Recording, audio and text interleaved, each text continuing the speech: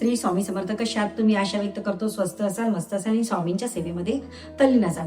बघा बरेचदा काय करतो आपण, खूप काही प्रयत्न करतो, खूप खूप खूप काही प्रयत्न करतो, पण आपले प्रश्न काही केल्या मार्गी लागत नाही. मग अशा वेळेस आपण काय करायला पाहिजे?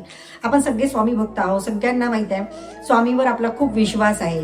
जसे आपल्या घरामध्ये आई वडील असते तशाच प्रकारे आपले स्वामी आपल्याकरिता आहे.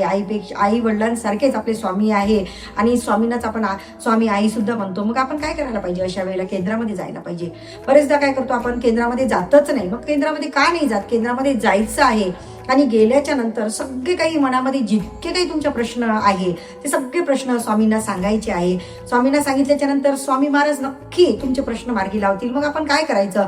स्वामींच्या केंद्रामध्ये गेल्याच्या नंतर आपले प्रश्न कशाने मार्गी लागतील? मग आपल्याला काय करावं लागेल? मग आपण गेल्याच्या नंतर पहिले श्रीफळ आपल्यासोबत घेऊन जायचं. श्रीफळ न्यायचं, 2 पानं न्यायचे, 1 सुपारी न्यायची, पैसे न्यायचे. यथाशक्ती तुम्हाला जितके काही पैसे तुमच्या यथाशक्ती द्यायचे, 10 रुपये द्या, 1 रुपया द्या, 5 रुपये द्या, जे काही ठेवायचे असेल ते ठेवायचे. तुम्हाला विळा त्याच्यावरती, नारळावरती, आणि शेंडी ही महाराजांकडे ठेवायची, हातामध्ये घ्यायचे. हातामध्ये घेतल्याच्या नंतर तुमच्या मनामध्ये जीवनामध्ये ज्या काही प्रश्न असेल ते सगळे प्रश्न, लग्नाचा असो नोकरीचा सगळे प्रश्न हे महाराजांना सांगायचे. आणि सांगितल्याच्या नंतर ते श्रीफळ महाराजांच्या चरणी अर्पण करून द्यायचं. कारण माहितीये का, जेव्हा आपण महाराजांना सगळे प्रश्न सांगतो आणि महाराजांच्या जेव्हा आपण सेवेकरी होतो आणि महाराजांना जेव्हा आपण शरण जातो त्यावेळेला कुणाच्याही पायाला हात लावायची आपल्याला गरज पडत नाही. इतकी स्वामींमध्ये इतकी शक्ती आहे आणि इतके स्वामी महाराज आपल्या भक्तांना जवळ घेते आणि ते नेहमी भक्तांच्या पाठीशी राहते. म्हणूनच ते म्हणतात मैं गया नाही जिंदा हो.